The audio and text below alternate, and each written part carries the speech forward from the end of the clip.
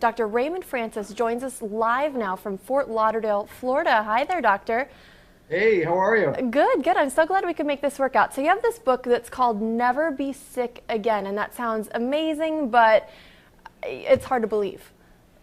Well, it may be hard to believe because we don't experience that, but it's true.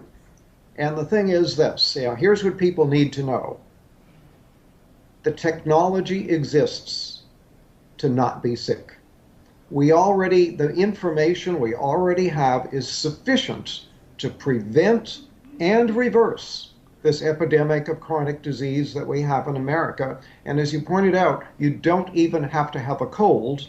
And I can tell you that I have had, in the past 26 years, I've had one cold, and I have a very good excuse for that one cold. So I'm 75 years old. I am in perfect health. I don't take any medications whatsoever. I have boundless energy. I have a clear mind. I don't have an ache or a pain in my body. I'm living proof that you can be healthy and you don't need to be sick. Now, I think I've kind of started to take it for granted that I'm going to get one cold every year, and I plan ahead for that, and I think a lot of people live like that. I can't imagine a life where you never even get a cold. So what are you doing? Well, I have to tell you, at age 48, I almost died. My death was a medical certainty, and I had to use my own knowledge of biochemistry to save my life and then to restore my health. And that's what got me interested. Almost dying really caught my interest. What I do, I changed my diet. I changed my lifestyle. I've learned how to eat good food. I take very high quality supplements. In fact, I now make my own supplements and sell them, very, very high quality. I get regular exercise. I meditate on a regular basis. So in short, I changed my diet. I change my lifestyle, and I take very high quality supplements, and that's why I'm so healthy. So what are some changes that all of us can take? Because not everyone is able to, make their own supplements in their home. So what are some simple things that we can do right now to keep ourselves from getting sick again? Okay, well, simple things. If you want to do one thing and only one thing, get off of sugar. Sugar is a deadly metabolic poison. And if you look at it from a biochemical standpoint as to what happens to you when you eat sugar, I wish I had a blackboard here right now and I could fill a whole wall with what happens when you eat just 1 teaspoon of sugar. Now, what about the sugar in, say, like fruit or apple juice or something like that?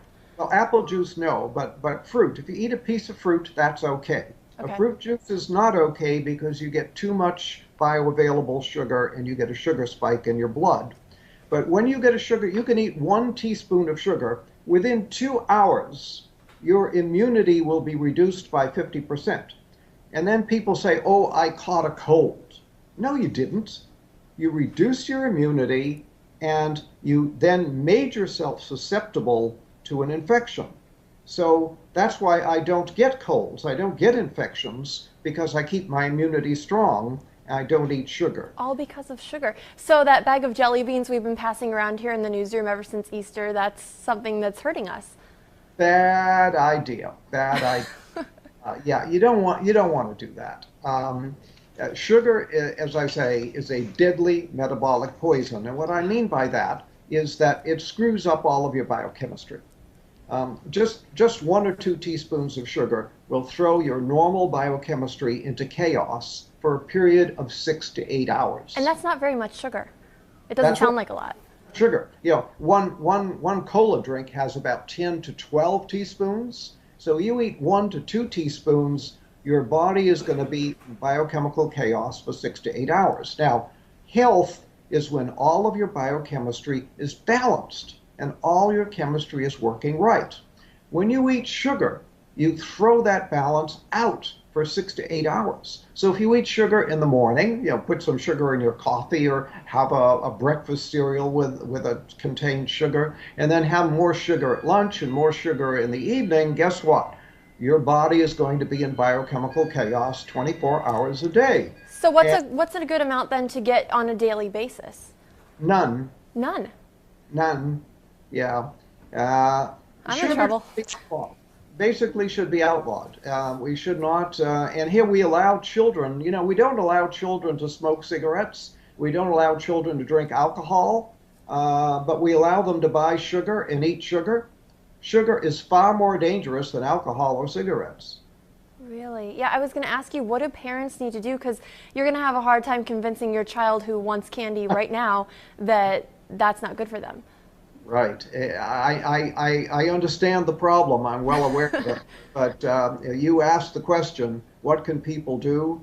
That's one thing That's anybody it. can do to improve their health. Sugar causes every imaginable disease. For example, Alzheimer's. Sugar is the leading cause of Alzheimer's.